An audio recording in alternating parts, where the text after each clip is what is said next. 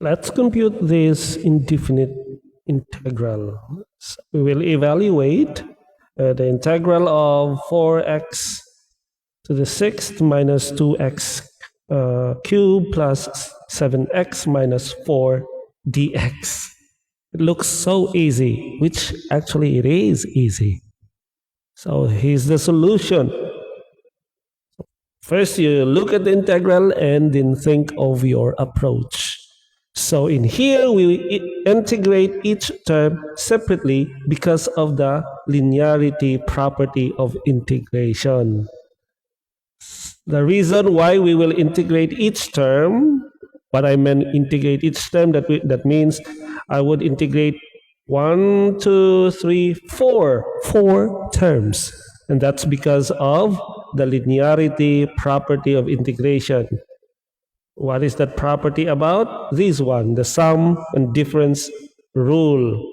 So you have here a one function added to another function, then you can actually separate the function like this. So you integrate one function separately, plus or minus, depending on what is given here. And then you have the integral of the other function. So you do the terms separately. So in this case, we have 4 terms. So what we will do is we will integrate each one separately. So let's start with 4x squared. So what is the integral of 4x squared dx? The integral is, the constant of course is 4, and the power rule, x n plus 1 over n plus 1. So 6 plus 1 over 6 plus 1. And then you simplify it here.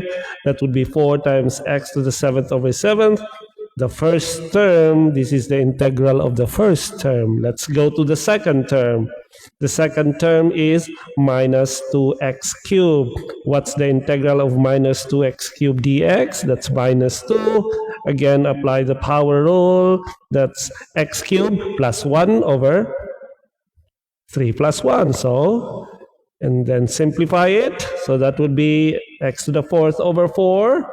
Or 2/4 x to the 4th, and you simplify 2/4 as 1/2, and this is the final integral of the second term. Next, we will integrate the third term, which is integrate 7x dx, which is so easy. That's 7, and then integral of x is x 1 plus 1 over 1 plus 1. Power rule again. Then simplify it.